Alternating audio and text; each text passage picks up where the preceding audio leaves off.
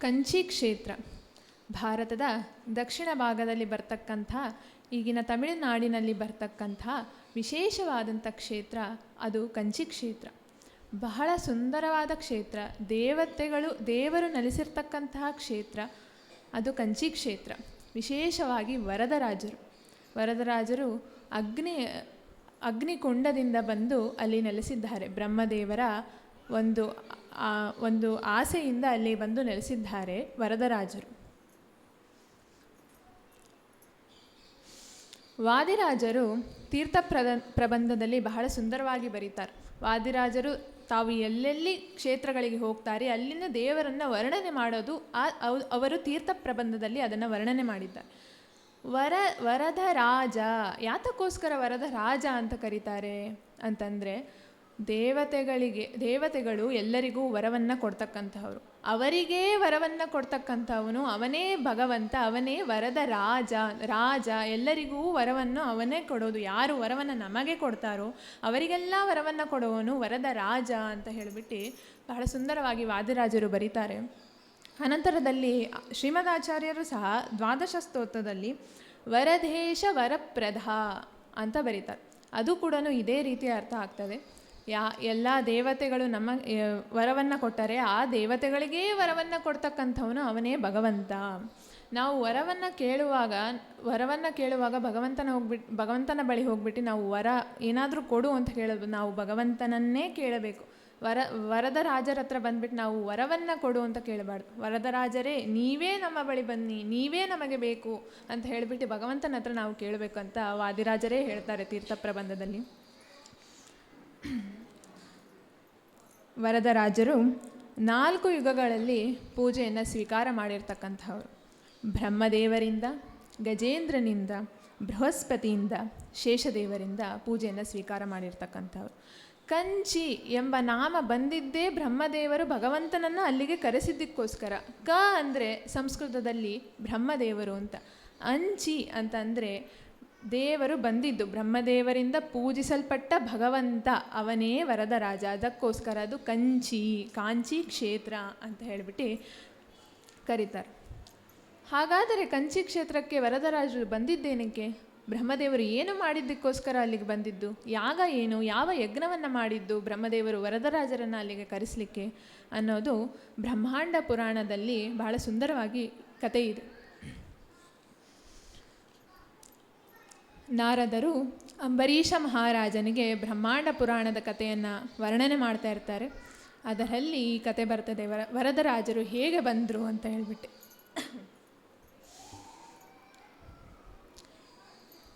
ಭಗವಂತ ಬ್ರಹ್ಮದೇವರನ್ನು ಸೃಷ್ಟಿ ಮಾಡ್ತಾನೆ. ಬ್ರಹ್ಮದೇವರು ಮುಂದಿನ ಸೃಷ್ಟಿಯನ್ನು ನೋಡ್ಕೊಳ್ಳುವಂಥ ಜವಾಬ್ದಾರಿಯನ್ನು ತೆಗೆದುಕೊಳ್ತಾರೆ ದೇವರ ಅನುಗ್ರಹದಿಂದ ಅವರಿಗೆ ಸೃಷ್ಟಿಯನ್ನು ಪ್ರಾರಂಭ ಮಾಡುವ ಆದೇಶ ಆಗ್ತದೆ. ಭಗವಂತನ ಆದೇಶದಿಂದ ಬ್ರಹ್ಮದೇವರು ಸೃಷ್ಟಿಯನ್ನು ಪ್ರಾರಂಭ ಮಾಡ್ತಾರೆ. ಸೃಷ್ಟಿ ಎಲ್ಲ ಕಾರ್ಯಗಳು ಮುಗಿದ ನಂತರ ಬ್ರಹ್ಮದೇವರಿಗೆ ಭಗವಂತನ ವಿರಾಟ ರೂಪದ ದರ್ಶನ ಮಾಡಬೇಕು ಎಂಬ ಬಯಕೆ ಆಗ್ತದೆ. ವಿರಾಟ ರೂಪ ಅಂತಂದರೆ ಏನು? ವಿರಾಟ ರೂಪ ಅಂದರೆ ಶಂಖಚಕ್ರ ಗದಾ ಪದ್ಮಹಸ್ತನಾದ ಭಗವಂತ, ಶ್ರೀ ಭೂದೇವಿ ಸಹಿತ ಇರ್ತಕ್ಕಂತಹ ಭಗವಂತನೇ ವಿರಾಟ ರೂಪ. ಬ್ರಹ್ಮದೇವರಿಗೆ ಭಗವಂತನ ವಿರಾಟ ರೂಪದ ದರ್ಶನ ಆಗಿರೋದಿಲ್ಲ. ಬ್ರಹ್ಮದೇವರಿಗೆ ಹಂಸ ರೂಪದ ದರ್ಶನ ಆಗಿರ್ತದೆ ಭಗವಂತನದ್ದು. ಆದರೆ ಅವರಿಗೆ ವಿರಾಟ ರೂಪದ ದರ್ಶನ ನೋಡಬೇಕು ಭಗವಂತನನ್ನು, ಆ ರೂಪದಲ್ಲಿ ನೋಡಬೇಕು ಭಗವಂತನನ್ನು ಎಂಬ ಆಸೆಯಿಂದ ಅವರು ಅಶ್ವಮೇಧ ಯಾಗವನ್ನು ಕೈಗೊಳ್ತಾರೆ. ಭೂಲೋಕದಲ್ಲಿ ಮಾಡಿದ ಕಾರ್ಯ ಬೇಗ ಸಿದ್ಧಿಯಾಗ್ತದೆ ಅಂತ ಹೇಳಿಬಿಟ್ಟು ಭಾರತದ ಉತ್ತರ ಭಾಗದಲ್ಲಿರುವ ಯಮುನಾ ನದಿ ತೀರಕ್ಕೆ ಬ್ರಹ್ಮದೇವರು ಬಂದು ಅಲ್ಲಿ ಅಶ್ವಮೇಧ ಯಾಗವನ್ನು ಮಾಡಬೇಕು ಅಂತ ಹೇಳಿಬಿಟ್ಟು ನಿರ್ಧಾರವನ್ನು ಮಾಡ್ತಾರೆ.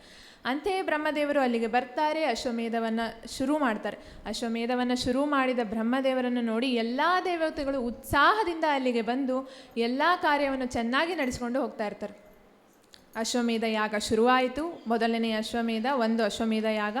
ಅದನ್ನು ಶುರು ಮಾಡಿ ಕೊನೆಯ ದಿನ ಅಂದರೆ ಅವಭೃತ ಸ್ನಾನದ ದಿನ ಭಗವಂತ ಇನ್ನೇನು ಯಜ್ಞಕುಂಡದಲ್ಲಿ ಪ್ರತ್ಯಕ್ಷನಾಗಬೇಕು. ಬ್ರಹ್ಮದೇವರು ಕಾಯ್ತಾ ಇದ್ದಾರೆ, ಭಗವಂತ ಬಂದೇ ಬಿಡ್ತಾನಂತ ಹೇಳಿ. ಆದರೆ ಬ್ರಹ್ಮದೇವರಿಗೆ ಆಶ್ಚರ್ಯ ಆಗ್ತದೆ, ಭಗವಂತನು ಬರೋದಿಲ್ಲ. ಸರಿ, ಹಾಗಾದರೆ 1 ಅಶ್ವಮೇಧ ಯಾಗ ಸಾಕಾಗೋದಿಲ್ಲ, 100 ಅಶ್ವಮೇಧ ಯಾಗಗಳನ್ನು ಮಾಡಬೇಕಾಗ್ತದೇನೋ ಅಂತ ಹೇಳಿಬಿಟ್ಟು ಬ್ರಹ್ಮದೇವರು 100 ಅಶ್ವಮೇಧ ಯಾಗಗಳನ್ನ ಕೈಗೊಳ್ತಾರೆ. ನೋಡಿ, ಬ್ರಹ್ಮದೇವರು ಸಾಕ್ಷಾತ್ ಭಗವಂತನ ಮಗ. ಅವರಿಗೆ ಅಷ್ಟು ಏನೂ ನಾನು ಸಾಕಾಗಲಿಲ್ಲೇನೋ ನಾ ಮಾಡಿದ್ದು ಅಂತ ಹೇಳಿಬಿಟ್ಟು ಅಂದ್ಕೊಳ್ಳೋ ಯಾವ ಅವಸರನೂ ಇಲ್ಲ. ನಾವೆಲ್ಲ ಈಗ ಮಾಡ್ತೀವಿ, ಒಂದು 4 ಪ್ರದಕ್ಷಿಣೆ ಹಾಕಿ ತಕ್ಷಣ ದೇವರು ನಮಗೆ ಒಲ್ದು ಬಿಡಬೇಕು, ದೇವರು ನಮ್ಮ ಕಣ್ಣ ಮುಂದೆ ಬಂದು ಬಿಡಬೇಕು, ಆ ಥರ ನಾವೆಲ್ಲ ವಿಚಾರ ಮಾಡ್ತೀವಿ. ಆದರೆ ನೋಡಿ, ಬ್ರಹ್ಮದೇವರು ಒಂದು ಸಾಕಾಗಿಲ್ಲ, ನಾನು 100 ಮಾಡ್ತೀನಿ, 2 ಅಲ್ಲ ನಾನು 100 ಮಾಡ್ತೀನಿ ಅಂತ ಹೇಳಿ ನಿರ್ಧಾರ ಮಾಡ್ತಾರೆ ಬ್ರಹ್ಮದೇವರು. ಅಂತೆಯೇ 100 ಅಶ್ವಮೇಧ ಯಾಗಗಳನ್ನು ಮಾಡ್ತಾರೆ. ಅದೇ ರೀತಿ ಕೊನೆಯ ದಿನ ಯಜ್ಞಕುಂಡದಿಂದ ಭಗವಂತ ಮೇಲೆ ಎದ್ದು ಬಿಡ್ತಾನೆ ಅಂತ ಹೇಳಿ ಬ್ರಹ್ಮದೇವರು ಕಾಯ್ತಿರ್ತಾರೆ. ಅಂದೂ ಭಗವಂತ ಬರೋದಿಲ್ಲ, ಭಗವಂತನ ಪ್ರತ್ಯಕ್ಷ ಆಗೋದಿಲ್ಲ. ಬ್ರಹ್ಮದೇವರಿಗೆ ಬಹಳ ಬೇಸರ, ಸಂಕಟ, ಅದ್ರ ಜೊತೆಗೆ ಆಶ್ಚರ್ಯವೂ ಆಗ್ತದೆ. ಅದೇ ಸಮಯದಲ್ಲಿನೇ ಒಂದು ಅಶರೀರವಾಣಿ ಕೇಳಿಸ್ತದೆ ಆಕಾಶದಿಂದ.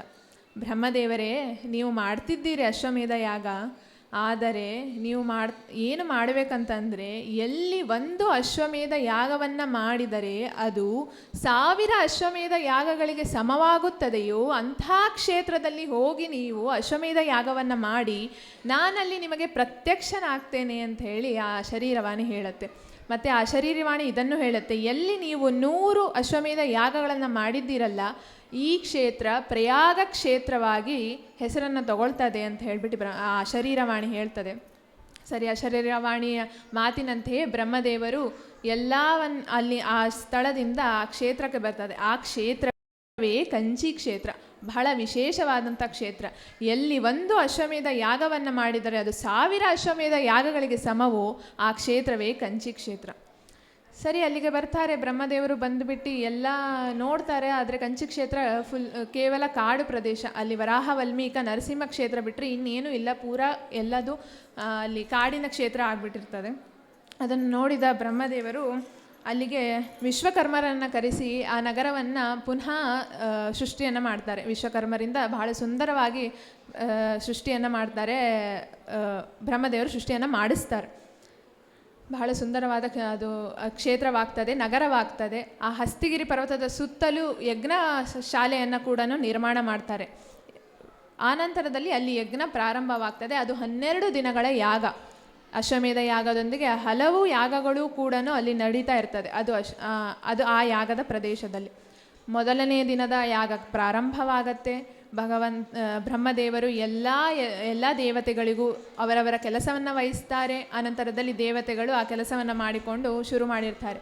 ಬ್ರಹ್ಮದೇವರು ದೇವಿ ಸಾವಿತ್ರಿಯೊಂದಿಗೆ, ಸರಸ್ವತಿ ದೇವಿಯೊಂದಿಗೆ ಅಲ್ಲ, ದೇವಿ ಸಾವಿತ್ರಿಯೊಂದಿಗೆ ಬ್ರಹ್ಮ ದೀಕ್ಷೆಯನ್ನು ತಗೊಳ್ತಾರೆ, ಯಜ್ಞ ದೀಕ್ಷೆಯನ್ನು ತಗೊಳ್ತಾರೆ. ಯಜ್ಞ ಪ್ರಾರಂಭವಾಗ್ತದೆ.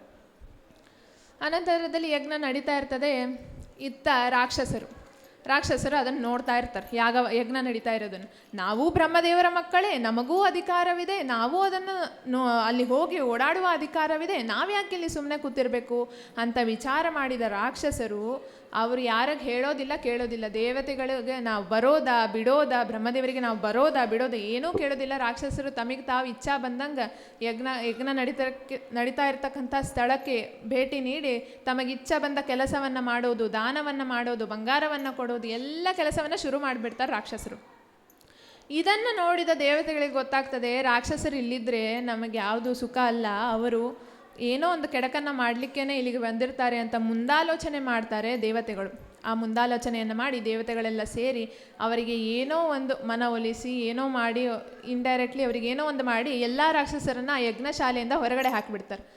ಯಜ್ಞಶಾಲೆಯಿಂದ ಹೊರಗಡೆ ಬಂದ ರಾಕ್ಷಸರಿಗೆ ಅವಮಾನ ಆಗ್ಬಿಡ್ತದೆ, ಬೇಸರ ಆಗ್ಬಿಡ್ತದೆ, ಸಿಟ್ಟು ಬರ್ತದೆ. ಜೊತೆಗೆ ಆ ಇಂದ್ರನನ್ನು ಬಿಡೋದು ಬೇಡ, ದೇವತೆಗಳನ್ನು ನಾಶ ಮಾಡಿಬಿಡೋಣ, ದೇವತೆಗಳನ್ನು ನಾವು ಕೊಂದು ಬಿಡೋಣ, ಬ್ರಹ್ಮದೇವರು ಯಜ್ಞವನ್ನು ಮಾಡಲಿ, ಆದರೆ ನಾವು ದೇವತೆಗಳನ್ನು ಕೊಂದು ಬಿಡೋಣ ಅಂತ ಹೇಳಿ ನಿರ್ಧಾರ ಮಾಡಿದ ರಾಕ್ಷಸರು ಒಂದೇ ಸಲಕ್ಕೆ ಯುದ್ಧವನ್ನೇ ಪ್ರಾರಂಭ ಮಾಡಿಬಿಡ್ತಾರೆ. ಬಿಲ್ಲು ಬಾಣಗಳನ್ನು ಬಿಡೋದು, ಕತ್ತಿಯನ್ನು ಎಸೆಯೋದು ಎಲ್ಲವನ್ನು ಶುರು ಮಾಡಿಬಿಡ್ತಾರೆ. ದೇವತೆಗಳು ಇದನ್ನು ನೋಡೋಕ್ಕಾಗದೆ ಅವರಿಗೆ ಯುದ್ಧವನ್ನು ಮಾಡೋ ಪರಿಸ್ಥಿತಿ ಇಲ್ಲ. ಅವರಿಗೆ ಬೇಕಾದಷ್ಟು ಕೆಲಸ ಇದೆ, ಯಜ್ಞ ನಡೀತಾ ಇದೆ. ಆ ಸಮಯದಲ್ಲಿ ಬ್ರಹ್ಮದೇವರ ಬಳಿ ಹೋಗ್ಬಿಟ್ಟು ಎಲ್ಲ ದೇವತೆಗಳು ಹೇಳ್ತಾರೆ, ಬ್ರಹ್ಮದೇವರೇ ಹೀಗೆ ನೋಡ್ರಿ, ರಾಕ್ಷಸರು ಯುದ್ಧ ಮಾಡ್ಲಿಕ್ಕೆ ಬಂದುಬಿಟ್ಟಿದ್ದಾರೆ, ಏನು ಮಾಡೋದು? ಬ್ರಹ್ಮದೇವರೇ ಎದ್ದೇಳೋ ಆಗಿಲ್ಲ, ಅವರು ದೀಕ್ಷೆನ ತೊಗೊಂಡ್ಬಿಟ್ಟಿದ್ದಾರೆ, ಯಾಗದಿಂದ ಅವರು ಎದ್ದೇಳೋ ಆಗಿಲ್ಲ, ಆದರೆ ಏನು ಮಾಡೋದು? ಸರಿ ಅಂತ ಹೇಳಿಬಿಟ್ಟು ಬ್ರಹ್ಮದೇವರು ಒಂದು ಬಾರಿ ಭಗವಂತನನ್ನು ಸ್ಮರಣೆ ಮಾಡ್ತಾರಷ್ಟೆ, ಭಗವಂತ ನೀನೇ ಕಾಪಾಡಬೇಕು ಅಂತ ಹೇಳಿಬಿಟ್ಟು.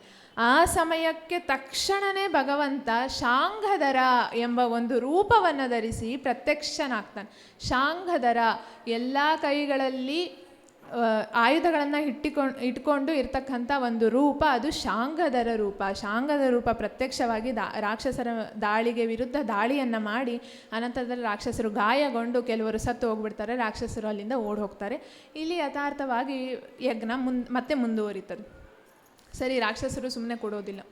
ಮತ್ತು ಇನ್ನೊಂದು ಕೆಟ್ಟ ಕಾರ್ಯ ಇನ್ನೇನು ಮಾಡೋದು, ಹೆಂಗೆ ಇವರು ಯಜ್ಞವನ್ನು ಹಾಳು ಮಾಡೋದು ಅಂತ ಹೇಳಿ ವಿಚಾರ ಮಾಡ್ತಾ ಇರ್ತಾರೆ. ರಾಕ್ಷಸರಲ್ಲಿ ಒಬ್ಬನಿಗೆ ಒಂದು ವಿದ್ಯೆ ಬರ್ತಾ ಇರ್ತದೆ.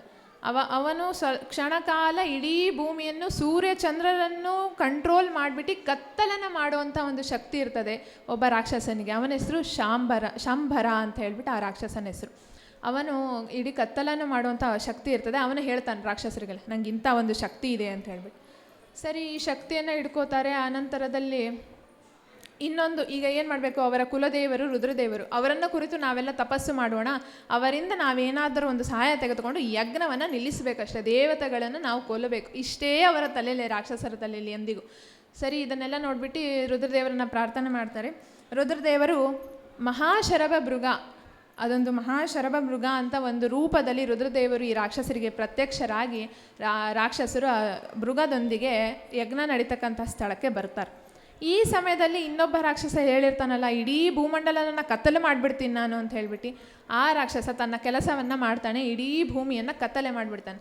ಆ ಸಮಯದಲ್ಲಿ ಬಂದ ದೇವರ ಒಂದು ಸ್ವರೂಪವೇ ದೀಪ ಪ್ರಕಾಶ ಮೂರ್ತಿ. ಎಂಥ ದೀಪ ಪ್ರಕಾಶ ಮೂರ್ತಿ ಅಂದರೆ ಕೆಂಪಾದ ಒಂದು ವಿಗ್ರಹ. ಆ ಬೆಳಕಿನಿಂದ ಎಲ್ಲ ಕಡೆಗೂ ಬೆಳಕು ಬಂದುಬಿಡ್ತದೆ. ಇಡೀ ಭೂಮಿಯನ್ನು ಸೂರ್ಯ ಚಂದ್ರರನ್ನು ಕಂಟ್ರೋಲ್ ಮಾಡಿಬಿಟ್ಟು ಕತ್ತಲೆಯನ್ನು ಮಾಡಿಬಿಟ್ಟಿರ್ತಾನೆ ಆ ರಾಕ್ಷಸ. ಆದರೆ ನೋಡಿ, ಭಗವಂತನ ಮುಂದೆ ಯಾವ ವಿದ್ಯೆಯೂ ನಡೆಯೋದಿಲ್ಲ. ಅವನೇ ಸರ್ವೋತ್ತಮ, ಅವನೇ ಶ್ರೀಮನ್ನಾರಾಯಣ. ಅವನು ಬಂದು ದೀಪ ಪ್ರಕಾಶ ಮೂರ್ತಿಯಾಗಿ ಆ ಬೆಳಕನ್ನೆಲ್ಲ ಎಲ್ಲ ಕಡೆ ಹರಡಿಸ್ಬಿಡ್ತಾನೆ ಆ ಭಗವಂತ. ಸರಿ, ಬೆಳಕು ಬಂತು. ಇನ್ನೊಂದು ಕಾರ್ಯ ಮಾಡಿದ್ದಾರಲ್ಲ ರಾಕ್ಷಸರು. ಈಗ ಮಹಾಶರಭ ಮೃಗವನ್ನು ಕರೆದುಕೊಂಡು ಬಂದಿದ್ದಾರೆ. ಯಾರೊಂದಿಗೆ ಯುದ್ಧ ಮಾಡಲಿಕ್ಕೆ? ದೇವರೊಂದಿಗೇನೆ ಯುದ್ಧ ಮಾಡಲಿಕ್ಕೆ ಕರ್ಕೊಂಡ್ಬಂದುಬಿಟ್ಟಿದ್ದಾರೆ. ಸರಿ, ಅದಕ್ಕೆ ಭಗವಂತ ಇನ್ನೊಂದು ರೂಪವನ್ನು ತಾಳ್ತಾನೆ. ಒಂದೇ ಸಮಯದಲ್ಲಿ 2 ರೂಪವನ್ನು ತಾಳ್ತಾನೆ ಭಗವಂತ. ಇನ್ನೊಂದು ಅಷ್ಟಭುಜ ಮೂರ್ತಿ, ಅಷ್ಟಭುಜವನ್ನು ಹೊಂದಿರತಕ್ಕಂಥ ಭಗವಂತನ ಒಂದು ರೂಪ, ವಿಶೇಷವಾದಂಥ ರೂಪ.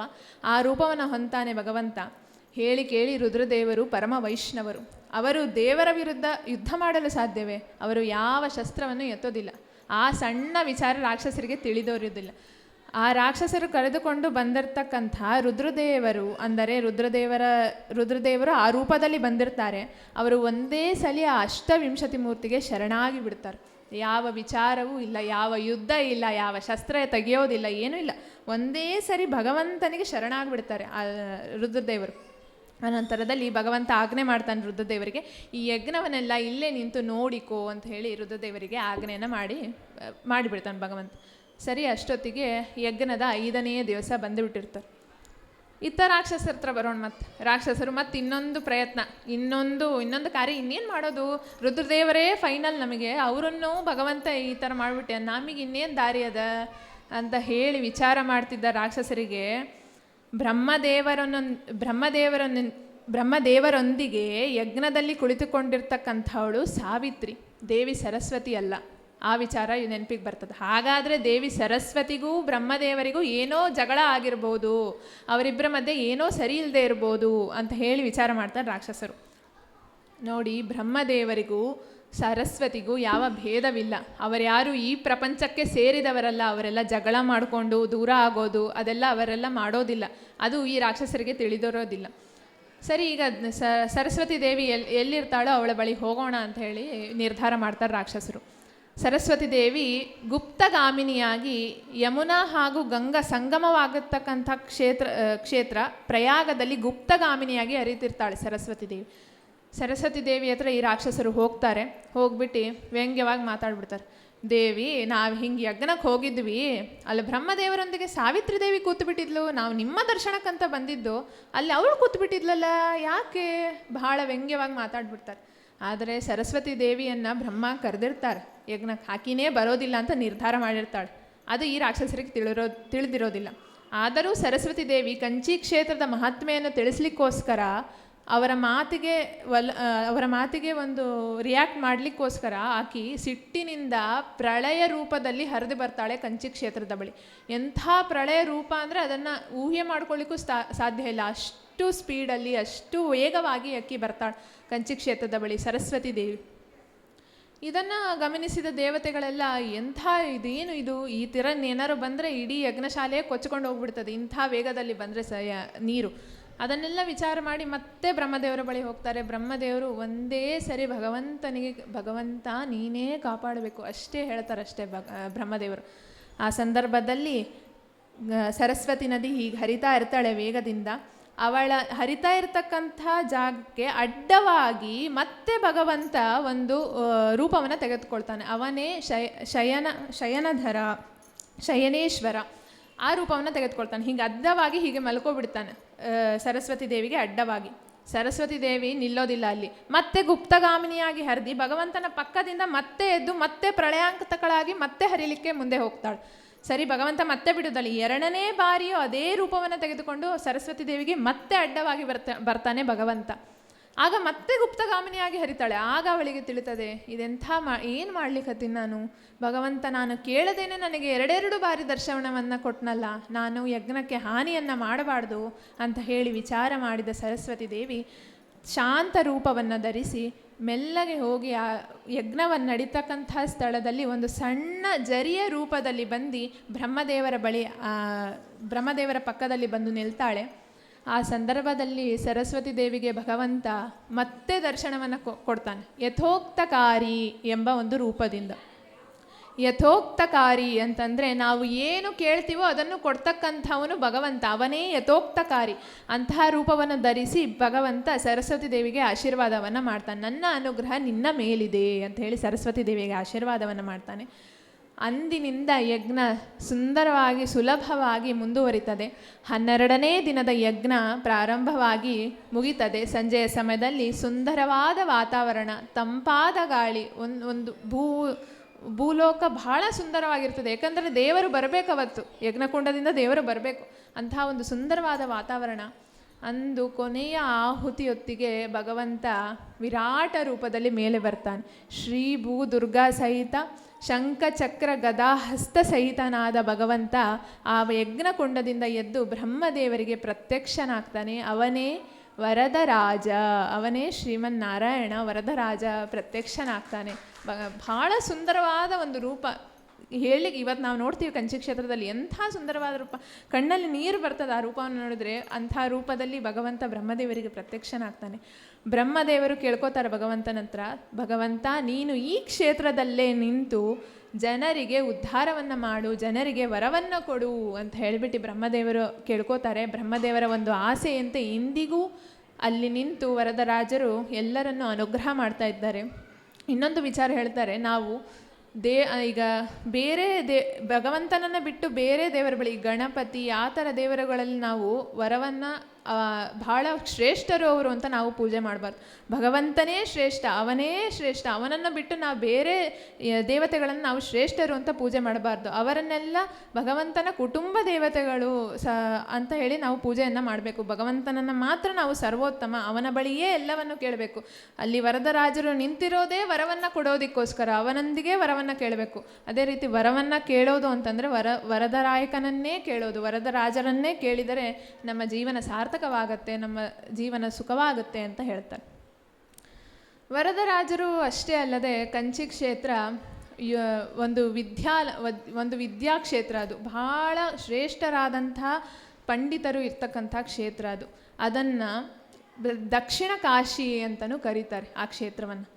ಹಾಗಾದರೆ ಉತ್ತರ ಕಾಶಿ ಏನು, ಉತ್ತರ ಕಾಶಿಯ ಮಹಾತ್ಮೆ ಏನು, ಅದರ ಒಂದು ಕ್ಷೇತ್ರ ಮಹಿಮಾ ಏನು ಅನ್ನೋದನ್ನು ಶ್ರೀವಾಣಿಯವರು ತಿಳಿಸಿಕೊಡ್ತಾರೆ. ಈ ಅವಕಾಶವನ್ನು ಮಾಡಿಕೊಟ್ಟ ವಿಜಯಮಾಲಾ ಆಧ್ಯಾತ್ಮ ಗುರುಕುಲಕ್ಕೂ ಹರಿಣಿಮಾಮಿಯವರಿಗೂ ನಾನು ತುಂಬು ಹೃದಯದ ಧನ್ಯವಾದಗಳನ್ನು ಹೇಳುತ್ತೇನೆ. ಹರೇ ನಮಃ. ಶ್ರೀಕೃಷ್ಣ ಅರ್ಪಣಮಸ್ತು.